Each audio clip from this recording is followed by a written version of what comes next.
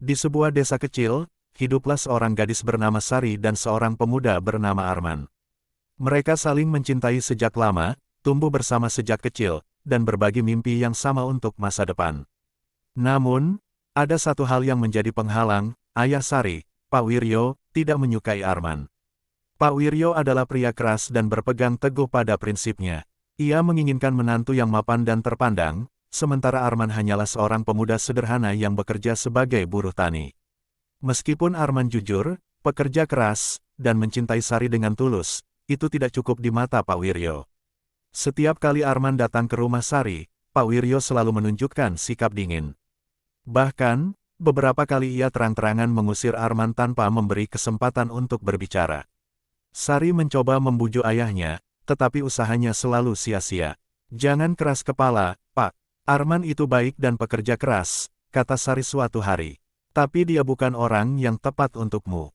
Aku tidak mau anakku hidup susah," bentak Pak Wiryo. Sari hanya bisa menahan air mata. Baginya, Arman bukan sekadar kekasih, tetapi juga sahabat dan bagian dari hidupnya. Namun, restu ayahnya tetap tak kunjung datang. Meskipun begitu, Arman tidak menyerah. Ia berjanji akan membuktikan dirinya layak. Namun, sekeras apapun ia berusaha, Pak Wiryo tetap menutup hati. Hingga suatu hari, sesuatu terjadi yang mengubah segalanya. Suatu malam, di bawah cahaya rembulan yang redup, Arman dan Sari memutuskan untuk pergi dari desa. Mereka tahu bahwa restu ayah Sari tak akan pernah mereka dapatkan, dan satu-satunya cara agar bisa bersama adalah dengan meninggalkan semuanya. Dengan membawa sedikit bekal, mereka berlari menuju hutan yang berada di perbatasan desa. Hutan itu luas dan lebat, penuh dengan pepohonan tinggi dan suara binatang malam. Namun, mereka tidak takut. Bagi mereka, selama bersama, itu sudah cukup. Hari demi hari berlalu, mereka mulai membangun kehidupan di hutan. Arman membuat gubuk sederhana dari kayu dan dedaunan, sementara Sari belajar menyesuaikan diri dengan kehidupan liar. Mereka mencari makanan dari buah-buahan, berburu ikan di sungai, dan menikmati ketenangan yang tidak bisa mereka temukan di desa. Tak lama kemudian, Sari hamil. Awalnya, ia merasa khawatir bagaimana mereka bisa merawat seorang bayi di tengah hutan. Tetapi Arman selalu meyakinkannya, "Aku akan menjaga kalian," katanya dengan penuh keyakinan. Bulan demi bulan berlalu, hingga akhirnya Sari melahirkan seorang bayi laki-laki. Tangisan pertama anak mereka menggema di antara pepohonan, seakan menjadi saksi bahwa cinta mereka telah melahirkan kehidupan baru. Mereka menamai anak itu Rimba, sesuai dengan tempat ia dilahirkan. Hidup mereka dipenuhi kebahagiaan. Arman semakin giat berburu dan mencari makanan, sementara Sari merawat Rimba dengan penuh kasih sayang. Namun, kebahagiaan itu tak bertahan lama. Hanya 1 bulan setelah Rimba lahir, Sari jatuh sakit. Tubuhnya lemah, wajahnya pucat, dan ia mulai kesulitan untuk makan. Arman melakukan segala yang ia bisa, mencari ramuan herbal, menemaninya sepanjang malam, bahkan berdoa meski selama ini ia jarang melakukannya. Tetapi takdir berkata lain. Di suatu pagi yang sunyi, Sari menghembuskan napas terakhir di dalam gubuk kecil mereka, dengan tangan Arman menggenggam erat tangannya. Air mata Arman jatuh tanpa suara. Ia ingin berteriak, tetapi suaranya tercekat di tenggorokan. Ia kini sendirian, dengan seorang bayi yang masih terlalu kecil untuk mengerti bahwa ibunya telah tiada.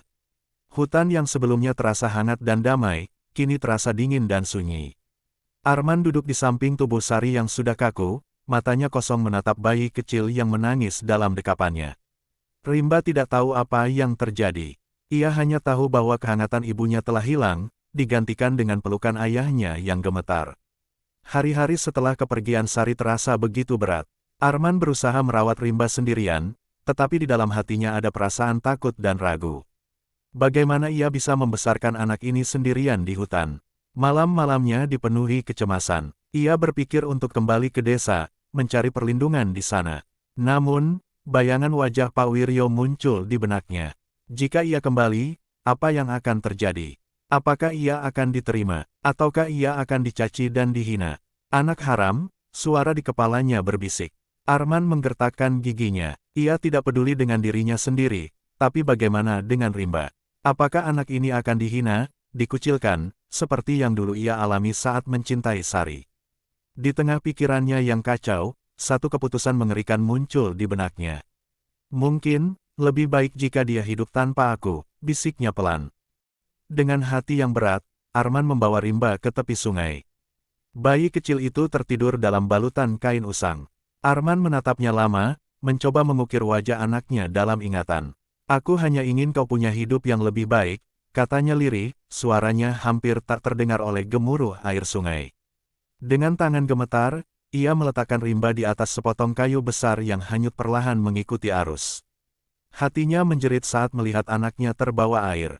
Namun, ia tidak menariknya kembali. Ia hanya berdiri di sana, membiarkan air mata jatuh tanpa henti. Ia tidak tahu kemana arus akan membawa anaknya. Ia hanya berharap, suatu hari, seseorang akan menemukannya dan memberinya kehidupan yang lebih baik. Tapi takdir selalu punya cara sendiri untuk mengubah segalanya. Esok paginya, saat kabut masih menyelimuti hutan, seekor beruang besar sedang berdiri di tepi sungai, menunggu ikan yang berenang melawan arus. Cakar tajamnya siap menerkam kapan saja. Namun, sebelum ia sempat menangkap ikan, matanya menangkap sesuatu yang aneh, sebuah keranjang kecil yang terombang-ambing di sungai, terbawa arus perlahan. Beruang itu mendekat, mengendus udara. Ada bau yang asing namun juga lembut. Dengan hati-hati, ia meraih keranjang itu dengan cakarnya dan menariknya ke daratan. Saat melihat isinya, beruang itu terdiam. Di dalamnya, seorang bayi kecil meringkuk, tubuhnya kedinginan, wajahnya pucat. Ia tampak lemah, tetapi masih bernapas. Beruang itu mengendus kepala bayi itu, mencoba memahami makhluk kecil yang kini ada di hadapannya. Naluri keibuannya muncul, mungkin karena ia pernah kehilangan anaknya sendiri, atau mungkin karena takdir memang telah mempertemukan mereka. Dengan hati-hati, beruang itu menggigit tepi kain yang membungkus bayi itu dan mengangkatnya. Lalu, tanpa ragu, ia berjalan perlahan menuju sarangnya di dalam gua, membawa bayi itu seakan ia adalah anaknya sendiri. Di dalam gua yang hangat dan tersembunyi di antara pepohonan lebat, beruang itu merawat bayi kecil yang kini menjadi bagian dari hidupnya. Setiap hari, ia memastikan bayi itu tetap hangat dan nyaman. Dengan cakarnya yang besar tetapi lembut, beruang mengumpulkan daun-daun kering yang empuk, mencabuti bulu-bulu dari tubuhnya sendiri, lalu menyusunnya menjadi alas tidur yang nyaman di sudut gua. Ia ingin bayi itu tidur dengan nyenyak, tidak kedinginan seperti saat pertama kali ia menemukannya. Tak hanya itu, beruang juga berusaha membuat pakaian untuk si bayi. Ia mengumpulkan kulit kayu dan dedaunan lebar, lalu menyesuaikannya dengan ukuran tubuh mungil anak itu. Meskipun bentuknya sederhana, pakaian itu cukup untuk melindungi tubuh bayi dari udara dingin. Bayi yang dulu dihanyutkan di sungai kini tumbuh dengan kasih sayang seorang ibu, meskipun bukan dari manusia, melainkan dari seekor beruang besar yang penuh cinta. Hari demi hari berlalu, bayi yang diberi nama Rimba oleh ayah kandungnya kini tumbuh di bawah asuhan sang beruang. Ia mulai belajar merangkak di atas lantai gua yang hangat, bermain dengan dedaunan, dan tertawa ketika beruang menjilati tubuhnya. Hari-hari telah berlalu, Rimba tumbuh menjadi anak yang kuat dan tangkas, dengan rambut panjang berantakan dan kulit yang kecoklatan karena sering bermain di bawah matahari. Namun, yang paling mencolok dari dirinya adalah wajahnya. Ia memiliki mata, hidung, dan senyum yang persis seperti mendiang ibunya, Sari. Setiap kali beruang menatap wajah anak itu, ada sesuatu di dalam hatinya yang terasa hangat. Ia tidak tahu siapa ibu anak ini, tetapi ia yakin bahwa anak ini istimewa. Suatu hari, saat beruang pergi ke sungai untuk mencari ikan, Rimba bermain sendirian di dalam hutan. Ia berlari di antara pepohonan, melompat dari akar ke akar, dan mengejar kupu-kupu berwarna-warni yang beterbangan di udara. Namun, tanpa ia sadari, ia telah masuk ke wilayah yang berbahaya. Di balik semak-semak, sepasang mata kuning mengintai gerakannya. Seekor harimau besar, dengan tubuh kekar dan belang yang tajam, mengendap-endap mendekatinya. Harimau itu lapar. Saat Rimba berhenti untuk mengambil buah yang jatuh dari pohon, harimau itu langsung menerkam. Cakar tajamnya hampir mengenai tubuh Rimba, tapi sebelum ia sempat menyentuhnya, terdengar suara geraman keras dari belakang. Beruang datang dengan cepat. Dengan tubuhnya yang besar, beruang berdiri di antara Rimba dan harimau, matanya penuh kemarahan. Ia menggeram dengan suara yang menggetarkan tanah, menantang harimau untuk mundur. Harimau menyipitkan mata. Ia tahu bahwa beruang ini bukan lawan yang mudah. Setelah menimbang-nimbang, akhirnya harimau mundur perlahan dan menghilang ke dalam semak-semak, meninggalkan Rimba yang masih terengah-engah ketakutan. Beruang menoleh ke arah Rimba dan menjilat kepalanya dengan lembut, seolah memastikan bahwa anak itu baik-baik saja. Kemudian, dengan suara yang dalam dan tegas, ia berbicara dalam bahasa yang hanya bisa dimengerti oleh Rimba. Hutan ini berbahaya, jangan bermain terlalu jauh sendirian. Rimba mengangguk dengan mata berkaca-kaca. Ia tahu bahwa ibu beruang selalu melindunginya, tapi ia juga sadar bahwa hutan bukan tempat yang selalu aman. Sejak hari itu, Rimba lebih berhati-hati. Ia tidak pernah pergi terlalu jauh tanpa ibu beruang di sisinya. Namun, takdir masih menyimpan kejutan lain yang menantinya. Sejak kejadian dengan harimau, beruang menjadi semakin protektif terhadap Rimba. Ia tidak ingin anak itu celaka lagi. Kemanapun ia pergi, Rimba selalu dibawanya. Bahkan saat ia pergi mencari ikan di sungai, ia memastikan anak itu tetap berada di dekatnya. Namun, sifat Rimba yang penasaran membuatnya selalu ingin menjelajahi hutan. Suatu hari, saat beruang sedang tertidur lelap di dalam gua, Rimba merasa bosan. Ia ingin bermain lagi di hutan, tetapi ia tahu bahwa jika ia membangunkan ibu beruang, ia tidak akan diizinkan pergi sendirian. Akhirnya, ia memutuskan untuk pergi diam-diam. Dengan langkah pelan, ia keluar dari gua dan berlari ke dalam hutan, menikmati kebebasannya. Ia memanjat pohon, berlari mengejar burung, dan bermain dengan dedaunan yang berguguran. Namun, ia tidak sadar bahwa dari kejauhan, sepasang mata tajam sedang mengintainya. Seekor serigala besar, dengan bulu hitam pekat dan mata penuh kelaparan, mengendap-endap mendekatinya. Saat Rimba berhenti untuk beristirahat di bawah pohon, serigala itu muncul dari balik semak-semak dan berdiri tepat di depannya. Dengan tatapan ganas, giginya yang tajam bersinar di bawah cahaya matahari. Anak itu gemetar, tidak bisa bergerak. Serigala melangkah mendekat, siap menerkamnya. Namun, sebelum serigala sempat melompat, seekor beruang besar datang menerjang. Dengan auman keras, beruang itu melindungi si anak. Pertarungan sengit pun terjadi, cakaran dan gigitan beradu di udara. Serigala akhirnya terkapar tak bernyawa, tetapi beruang juga terluka. Dengan mata berkaca-kaca, si anak mengikuti beruang pulang ke rumah. Setibanya di sana, ia menundukkan kepala dan berkata, "Maafkan aku. Aku tidak akan mengulanginya lagi." Beruang hanya mengangguk pelan, lalu beristirahat dengan damai. Keesokan paginya, beruang bangkit lebih awal. Meski luka di tubuhnya belum sembuh sepenuhnya, ia tetap harus mencari makan. "Aku akan pergi ke sungai untuk menangkap ikan," kata beruang. "Tetaplah di rumah dan jangan keluar sampai aku kembali." Anak itu mengangguk patuh. "Baik, aku tidak akan keluar," janjinya. Beruang pun berjalan menuju sungai, meninggalkan si anak sendirian di dalam rumah kayunya. Suatu hari, seorang warga melihat seseorang yang mencurigakan di pasar. Pria itu adalah Jaka, pacar Sari yang membawa Sari pergi dari rumah. Dengan segera, warga itu melaporkan kepada ayah Sari. Tanpa membuang waktu, sang ayah bergegas ke pasar. Saat Jaka melihatnya, ia langsung berbalik dan berusaha kabur, tetapi ayah Sari lebih cepat. Ia menangkap Jaka dan menahannya dengan kuat. Dengan suara dingin namun penuh emosi, ia bertanya, "Di mana anakku, Sari?" Jaka menunduk, matanya penuh ketakutan. Setelah beberapa saat terdiam, ia akhirnya mengakui semuanya. "Sari sudah meninggal, kami mempunyai anak perempuan tapi..." Jaka terdiam sejenak, suaranya bergetar. Ayah Sari menatapnya tajam. "Tapi apa?" Dengan suara lirih, Jaka melanjutkan, Aku telah menghanyutkannya ke sungai. Dunia seakan berhenti berputar." Tubuh ayah Sari gemetar mendengar pengakuan keji itu. Warga yang mendengar pun mulai ribut. "Apa, kau tega membuang anakmu sendiri?" Seseorang berteriak. Warga mulai mengerumuni Jaka, kemarahan mereka memuncak. Ayah Sari mengepalkan tinjunya. "Kalau begitu, aku akan mencari cucuku sendiri. Kalau dia masih hidup, aku akan menemukannya." Ayah Sari, bersama beberapa warga dan Jaka, menelusuri sungai dengan hati penuh harapan dan kecemasan. Air sungai mengalir tenang, tapi di dalam hati mereka, badai sedang berkecamuk. Setelah berjalan cukup jauh di sepanjang tepian, mereka melihat sesuatu yang aneh, sebuah rumah kayu tua yang tersembunyi di antara pepohonan. Rumah itu terlihat sederhana, tetapi ada tanda-tanda kehidupan di sekitarnya. Ayah Sari berhenti sejenak dan menatap rumah itu dengan curiga. "Apakah ada seseorang yang tinggal di sana?" tanyanya pelan. Warga lain juga saling berbisik.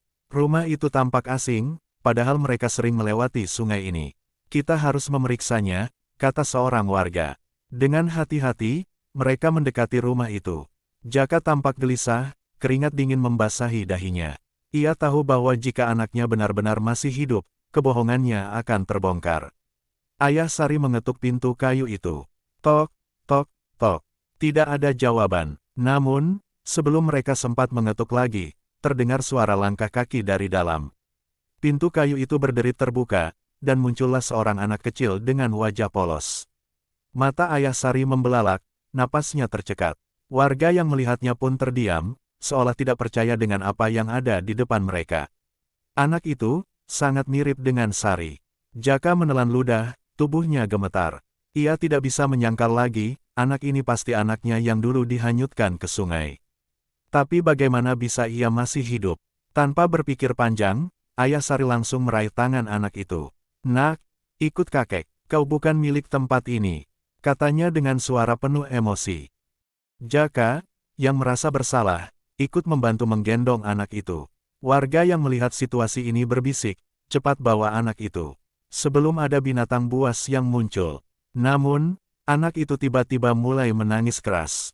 Ia menjerit ketakutan, tubuhnya gemetar saat melihat manusia di sekelilingnya.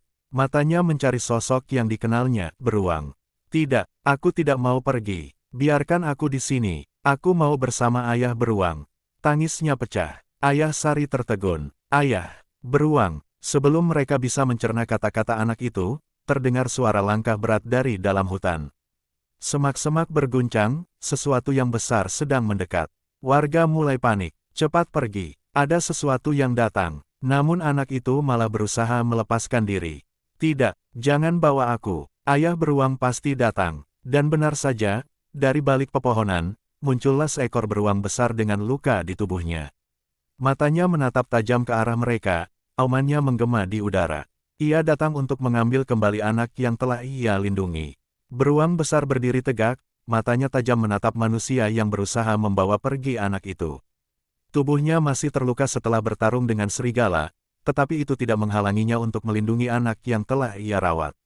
Warga panik, lari, beruangnya datang, teriak seseorang. Namun Ayah Sari tetap berdiri tegak, memeluk cucunya erat. Kami tidak akan lari, anak ini adalah darah dagingku, katanya dengan tegas. Anak itu meronta semakin keras. Air matanya mengalir, ayah beruang.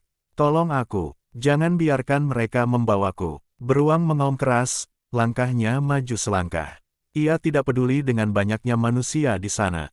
Baginya, anak ini adalah keluarganya. Jaka yang ketakutan langsung mundur. Kita harus pergi sekarang, kalau tidak, kita bisa mati. Desaknya, namun, sesuatu yang mengejutkan terjadi. Beruang tidak menyerang, sebaliknya, ia berhenti beberapa langkah di depan mereka, menatap anak itu dengan mata penuh kesedihan. Beruang tahu, anak itu adalah manusia. Meski telah lama merawatnya, ia sadar bahwa dunia anak ini bukan di hutan, melainkan bersama manusia. Dengan perlahan, beruang mengeluarkan suara geraman pelan, seperti mengucapkan perpisahan. Anak itu masih menangis. Tidak, aku mau bersamamu, ayah beruang. Beruang mendekat, mengusap kepala anak itu dengan hidungnya, lalu mundur perlahan. Ia tidak lagi marah, ia hanya ingin melihat anak itu selamat.